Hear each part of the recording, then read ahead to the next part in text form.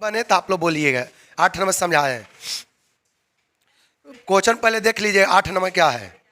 A and B are partners in a firm and share profit loss as 3:2। देखिए, ए और B आपका दो गो partner था जिसका प्रॉफिट शेयरिंग रेशियो कितना दिया हुआ है?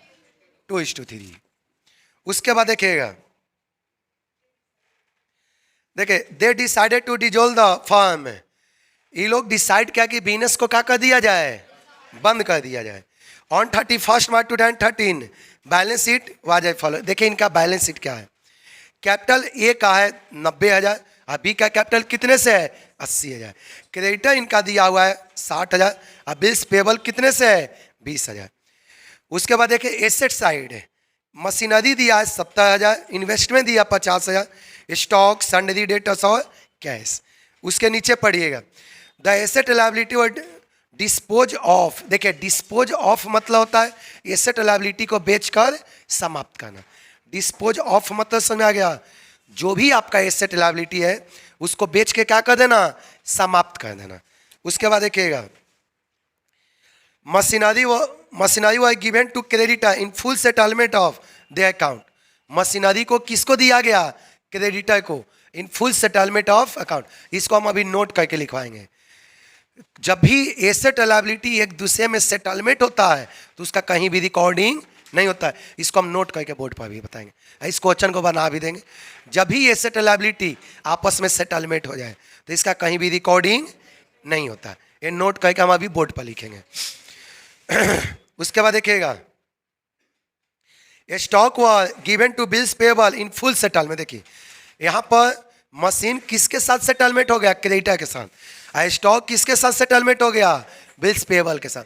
तो दोनों का कहीं भी रिकॉर्डिंग ट्रांसफर तो करेंगे बट जो रिसीव और पेमेंट का जो एंट्री होता है, जो सेल्स का एंट्री होता है पेमेंट का, ये एंट्री इसमें अभी हम देखें बोर्ड पर लिखने जा रहे हैं नोट करके। उसके बाद देखें investment were taken over by B at book value. Investment को कौन टेक ओवर कर लिया? बी एट बुक वैल्यू पर। उसके बाद देखिएगा sundry debtors having book value ₹50,000 were taken over by A at 10% less. एक आपका सन्डरी डेटा है 50,000 रुपये का, उसको कौन टेक ओवर कर लिया? ए। कितने % कम पर? 10% कम पर। आगे देखिए and from remaining debtors 51,000 were realise. अब बाकी जो डेटा बच गया उससे आपको कितना रियलाइज हो गया? 51,000। आगे देखिएगा रियलाइजेशन एक्सपेंस अमाउंट ₹2,000। बिजनेस को बंद करने में कितना खर्च हो गया? 2,000। प्रीपेयरनेस सही ले जाए account to close the book of the firm. ये आप लोग से नहीं बन पाएगा, थोड़ा दिक्कत है। बन जाएगा क्या? चलिए थोड़ा सा इसमें एडजस्टमेंट थोड़ा सा देख लीजिएगा। पहले आप लोग नोट करके लिख लो तो चलिए नोट करके लिखिएगा जल्दी से। अब बीकॉम बहुत मजबूत होता है। अच्छा से यदि बीकॉम पढ़ लिए ना तो मैनेजमेंट वाले के लिए, बैंकिंग वाले के लिए बहुत सिंपल हो जाता है। चलिए लिखिएगा if assets and liability, if assets and liability are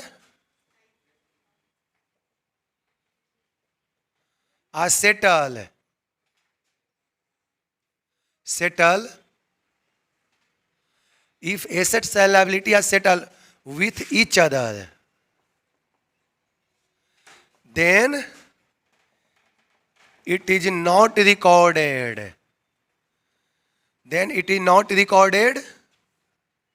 समझ आ गया ना? इसको रट जाइए। देखो इसको बनाने जा रहे हैं, रियलाइजेशन अकाउंट हम बनाने जा रहे हैं। जितना भी एंट्री है आप लोग सब याद करते रहिए। देखिए अब रियलाइजेशन अकाउंट आपको बनाने जा रहे हैं।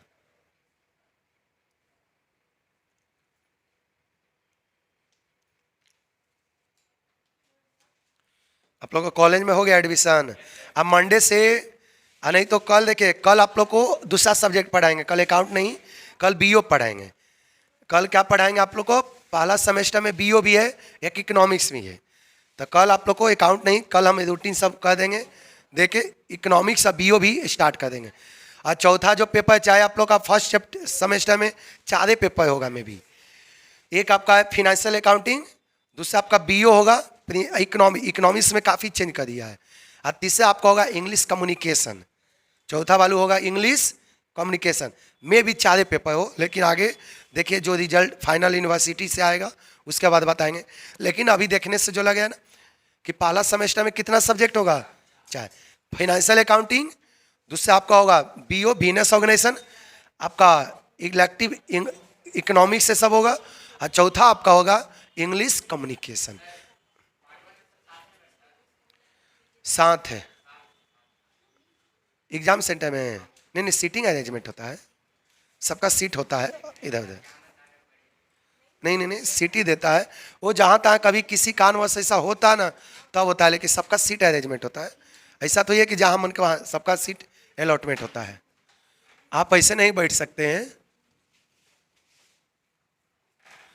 जहाँ मन के तहाँ बैठना नहीं होता, सबका रोल नंबर के अकॉर्डिंग सीटिंग अरेंजमेंट होता है। हाँ चलिए देखिएगा इस बात देखिए क्या कहेगा, न्यू सिलेबस ला दिया है। देखिए प्रैक्टिकल नंबर कितने से है, 8। याद रखिएगा डिसोल्यूशन में जो भी परेशानी होता है, डिसोल्यूशन में आपको जो भी परेशानी होगा केवल रियलाइजेशन अकाउंट तक। यदि आपको रियलाइजेशन अकाउंट बन गया तो कैश और कैपिटल खुद अपने आप बन जाता है। जो समस्या होता है केवल, तो कहाँ समस्या होगा, केवल रियलाइजेशन अकाउंट तक। देखिए रियलाइजेशन अकाउंट यहाँ पर आपका पर्टिकुलर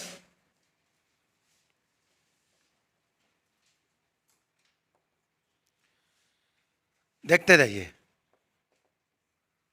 वापस यहां पर क्या होगा, पर्टिकुलर।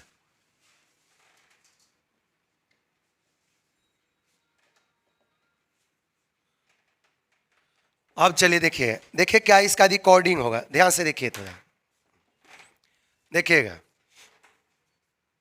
इस साइड लिखते हैं। सबसे पहले देखो लायबिलिटी है, तो लायबिलिटी को इधर ट्रांसफर करेंगे, बताया ना, एंट्री भी एक एक करके बताए हुए हैं आपको। क्रेडिटर्स, क्रेडिटर्स आपका कितना दिया हुआ है, 60,000। बिल्स पेबल,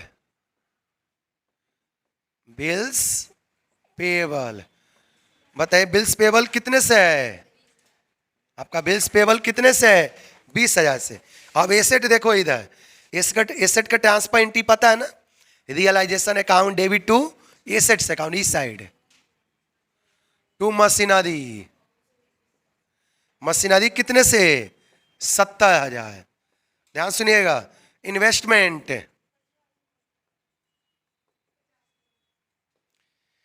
इन्वेस्टमेंट कितने से, 50,000। आगे देखिएगा स्टॉक, स्टॉक कितने से, 22,000। आगे देखिए डेटर, हमने डेटा कितने से है, 1,03,000। ध्यान से देखिएगा। अब कैश, कैश तो नहीं जाएगा, बताए ना, all asset transfer into realisation account except cash bank loss, है सब कुछ होगा।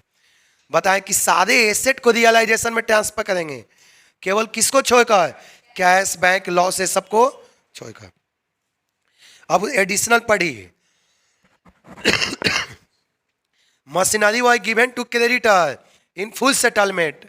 अब देखिए ये मशीन को, सारे स्टूडेंट देखिएगा, इस मशीन को हमने किसको दे दिया, क्रेडिटर्स को, तो इसका कोई रिकॉर्डिंग नहीं करेंगे। अभी अभी नोट करके हम लिखवाए हैं, इस मशीन हम किसको दे दिए, क्रेडिट, तो इसका कहीं रिकॉर्डिंग नहीं। फर्स्ट लाइन क्लियर हुआ, चलिए कहीं दिक्कत नहीं ना है। अगला पॉइंट देखिएगा, उसके बाद देखिए machinery was given to creditor in full settlement of their amount, stock was given to bills payable in full settlement. अब बताइए मशीन को तो क्रेडिटर ले लिया और स्टॉक किसको दे दिए, बिल्स पेबल को, फुल सेटलमेंट, तो इसका कहीं भी रिकॉर्डिंग नहीं होगा। अब ये भी नोट करके लिखवाएं, एसेट और लायबिलिटी यदि आपस में सेटलमेंट हो जाता है तो उसका कहीं भी एडजस्टमेंट नहीं होगा। अगला पॉइंट देखिएगा, इन्वेस्टमेंट और taken over by B at book value. चलो इन्वेस्टमेंट को किसने ले लिया, बी, किस वैल्यू पर, बुक, तो एंट्री याद है ना, B account debit to realisation account. चले इस साइड, बी कैपिटल अकाउंट, कितना रुपए से? 50,000। उसके नीचे पढ़िए क्या दिया हुआ है, sundry debtor having book value ₹50,000 were taken over by A at 10% less. यहाँ पर देखो डेटर है, डेटर कितना रुपए का है? 1,03,000 के देखे डेटा है। इसमें से 50,000 के कौन ले लिया? देखिए इसमें से 50,000 के ए ले लिया। कितने % डिस्काउंट पर? 10%। तो इसका 10% कितना आएगा? 50,000 का 10% करोगे तो कितना आ गया? 5,000। इसका मतलब कि ये ने कितना रुपए पर टेक ओवर किया है? 45 आप ले लिया। वो 45 कहां से किए समझ में आ गया? चलिए तो इधर तो आप जान ही रहे एंट्री। ये कैपिटल अकाउंट कितने पर करेंगे? उसके नीचे पढ़िए क्या बोला है आगे देखें, एंड रिमेनिंग डेटर 51,000 वह रियलाइज। अब बाकी जो बच गया उससे कितना आया? 51,000 रुपया रियलाइज हो गया। तो यहाँ पर क्या लिखेंगे? By cash account. Remaining debtor से कितना रियलाइज हो गया? 51,000। उसके नीचे पढ़िए, realisation expense amount ₹2,000। Realisation expense कितना दिया हुआ है? 2,000। Realisation expense 2,000। अब तक कुछ भी नहीं है, अब कुछ भी नहीं है ना। चलिए तो नहीं है तो इसको बंद करो, काम इसका क्या हो गया? समाप्त। चलिए दोनों साइड ऐड कीजिए तो जल्दी। 2,47,000 डेबिट। चलिए डेबिट आपका आया 2,47,000। क्रेडिट साइड ऐड करिए। ये बहुत इजी टॉपिक है, याद रखिए। बीकॉम पार्ट 1 में डिसोल्यूशन का 3 चैप्टर है, समझ में आ गया? चलिए ऐड करिए जल्दी से क्रेडिट साइड। 2 लाख, देखिए 2,26,000 माइनस कीजिए 21,000। यही है ना। अब इस 21,000 को तीनों के बीच में क्या करेंगे? डिस्ट्रीब्यूट। बोलिए तो रेशियो दिया हुआ है 3:2। 2 पार्टनर है ए और बी। चलो ए को डिस्ट्रीब्यूट करो। 21,000 इंटू क्या होगा? 3/5। चलो डिवाइड करिए 12,600। इसी तरह से बी का भी कीजिए। 21,000 इंटू 2/5 8,400। बैलेंसिंग फिगर किधर लिखेंगे? जिधर कम हो। तो कम तो इधर है ना। चलिए पार्टनर्स कैपिटल अकाउंट, डेबिट ज्यादा हो गया इसका मतलब लॉस। ए का कितना हुआ है? 12,600 और बी का कितना मिला? 8,400। सबको ऐड करेंगे तो कितने से हो जाएगा? 21,000। चलो आपका को बन गया। देखिएगा ये तो केवल रियलाइजेशन अकाउंट बना, ये केवल रियलाइजेशन अकाउंट बना। इसके बाद पार्टनर्स कैपिटल अकाउंट बनाएंगे और कैश अकाउंट बनाएंगे। कोई दिक्कत है? ये आपका केवल रियलाइजेशन अकाउंट बना है। इसके बाद पार्टनर्स कैपिटल अकाउंट बनेगा, उसके बाद कैश अकाउंट बनेगा। जल्दी से उतार लीजिए।